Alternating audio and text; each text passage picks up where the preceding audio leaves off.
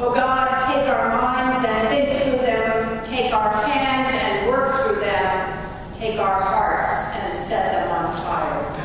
Amen. Amen.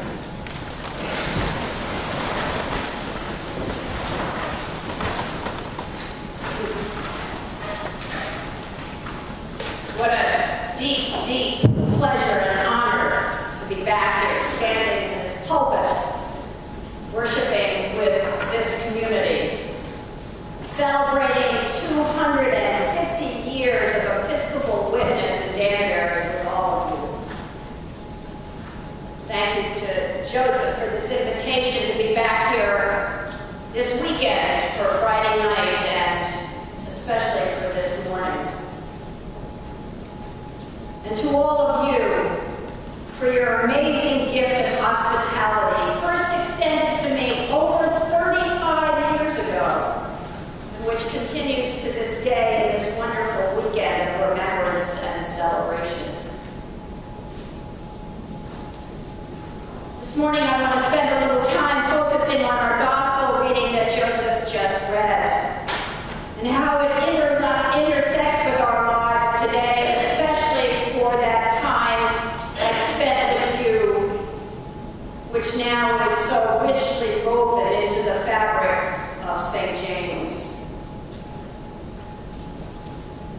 Mark in his gospel has Jesus and his disciples in and out of Jericho in a short breath. They are actually on their way to someplace else, and Jericho just happens to be the road that will take them there. That someplace else is Jerusalem and the final days of Jesus' life. Although the shadow of the cross is still too far in the distance for the disciples to see and comprehend it, there is a definite change taking place in them. There is almost a nervous air about them, and perhaps a growing sense that what lies ahead is going to be very different from what they have come to expect. But little do they know how quickly life will change now that they are just a day's journey from Jerusalem.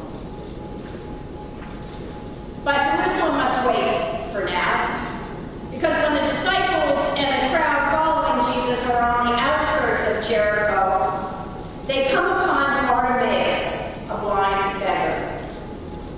Not only do we know his name and status, we also know that he is the son of Timaeus.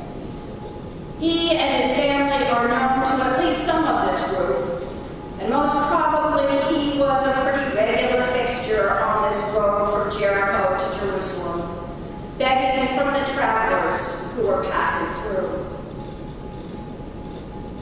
We also know that he probably wasn't always blind, because further along in the story, he asks Jesus to let him see again.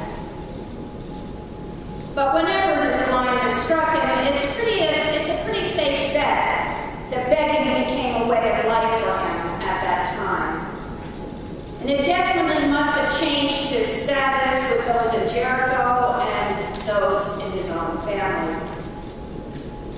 We can also safely guess that his presence on the side of the road would have been tolerated by now, but he would not have been invited or expected to join the crowd that was following Jesus. Although Bartimaeus is blind, there is definitely nothing wrong with his hearing. Probably from some in the crowd, that has become part of Jesus' entourage in these last days. He hears that Jesus is on his way through Jericho. And as we have seen in other parts of the gospel, Jesus' reputation precedes him. Bartimaeus seems to know quite a bit about this man identified as Jesus of Nazareth before Jesus even makes his appearance. So by the time Jesus comes within earshot of Bartimaeus, the beggar is making quite a ruckus as he calls out to Jesus. But instead of identifying him as Jesus of Nazareth, he excitedly addresses him as Jesus, son of David. The name change is significant. To the crowd and even to the disciples, Jesus was indeed of Nazareth, making him an identifiable man from a specific place who had established himself with a reputation as preacher, teacher, healer, and to many, even prophet. But Bartimaeus sees something else. Although he is blind and often has to rely on others for what he sees, this confession on his part shows that he sees a lot more clearly than anyone else there. In fact, everyone else except Jesus is annoyed and embarrassed by his words and his commotion, and they try and silence him. Maybe at other times in his life he would have been more obedient and just sat quietly and passively on the side of the road, hoping for a few small coins to come his way. But not today. It seems the more they try and quiet him, the louder he cries out. And like the crowd who will soon welcome Jesus' entry into Jerusalem with palms and shouts of Hosanna, Bartimaeus identifies Jesus with the messianic lineage of David. As the son of David, Jesus is the heir of a coming kingdom, the true Messiah, and not just a wandering healer, teacher, preacher from Nazareth. Where the disciples have been portrayed in Mark's gospel as being unable to grasp the truth about Jesus' true identity, Bartimaeus is clear and concise. This is the one we have been waiting for. This is the one who will bring us salvation. While the disciples and the others are trying to get him to be quiet, Bartimaeus' words stop Jesus in his tracks. Jesus hears and recognizes in Bartimaeus a faith so strong that he immediately calls him over. Jesus' invitation causes Bartimaeus to spring right up. No longer a dusty lump of a beggar on the side of the road, Bartimaeus becomes a vibrant and expectant man, throwing off his cumbersome, heavy coat that slows him down, enabling him now to reach Jesus as quickly as he can. Jesus then poses the same question to him as he had to James and John in last week's gospel reading, when they asked a favor of him. What do you want me to do for you? And Bartimaeus says, let me see again. There's no indication that Jesus lays a hand on him or puts saliva or mud in his eyes the way he has done in other healings. Instead, for Jesus, Bartimaeus' faith is enough. He has already proven he can see far better than all the sighted people gathered there, including the disciples. His faith enabled him to raise his voice above the crowd, to persist in his demands, to see with his heart instead of just with his eyes, and to eagerly come to Jesus.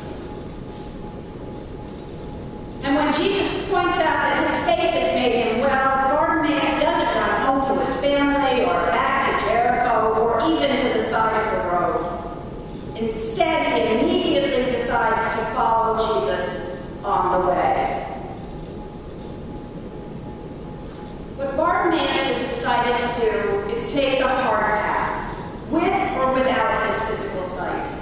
In contrast to the already sighted ones, the ones who have been with Jesus, but who have failed to have the insight needed to make it to the cross with Jesus. Bartimaeus didn't need his physical sight to recognize Jesus and to know who he was, and then to respond to that knowledge. He already knew before his sight was restored, leading Jesus to point out that true sight comes from within, where faith is found. There was nothing wrong with Bartimaeus' sight in his heart.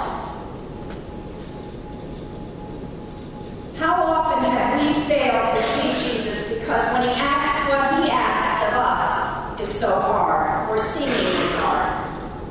Remember the rich man 2 weeks ago who rejected Jesus' invitation to follow him because he asked him to give up his wealth? Now, obviously, Bartimaeus didn't have great riches, or he wouldn't have been sitting on the side of the road begging for coins. But once his sight is restored, the possibilities of what he could do and where he could go and who he could be would have seemed endless. No doubt he had spent many hours thinking to himself, if I only had my sight, I would do such and such. I would do this job, I would go to these places, I would have this money, I would buy these things. Not unlike those who dream of winning the lottery. And I don't think that most people who dream these dreams, including Bartimaeus, have at the top of the list, they will follow Jesus to the cross. But as followers of Christ, we know the road is not paved with wealth and riches. It's hard work. It means letting go of that which holds us to this world. Greed, status, what other people think of us, ladder climbing, control, the need to look younger, be richer, or more beautiful. It means offering up our blindness to Jesus and being willing to follow where he leads, and not necessarily where we want to go.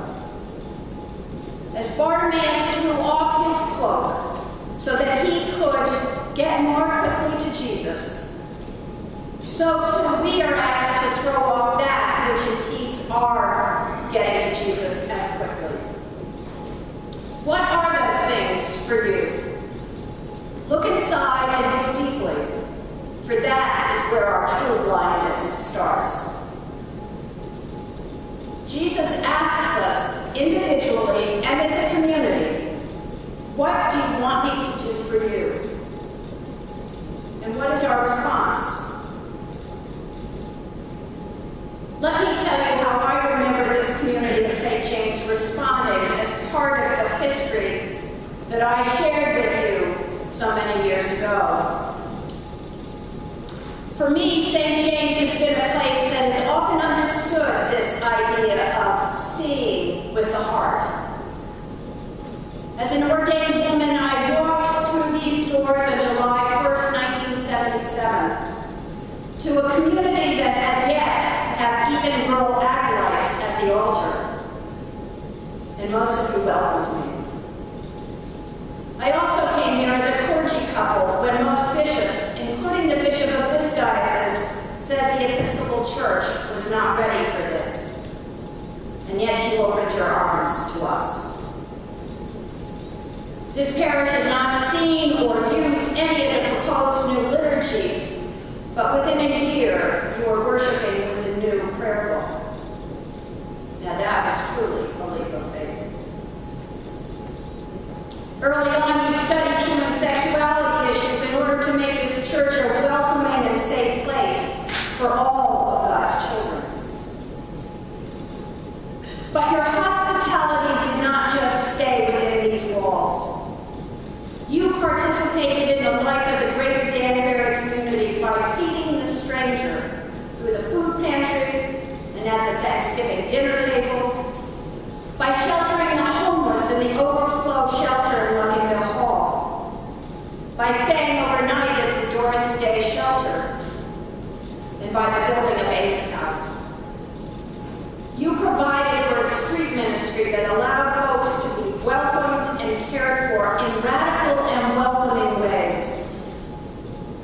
You helped bring the ecumenical and interfaith communities together so that we might minister together in larger and broader ways. Jesus asks us daily, as individuals and as a faith community, what do you want me to do for you?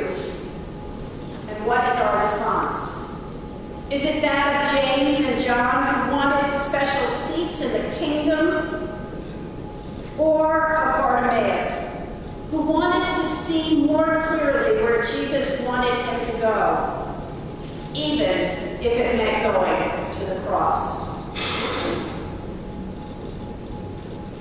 promises that the road to Jerusalem and to the cross, as difficult as it may be, has its rewards, even its own set of riches that are more abundant and valuable than we can even begin to hope or imagine. Bartimaeus had a glimpse of that and was willing to leave everything in order to follow Jesus. We only need a glimpse as well in order for St.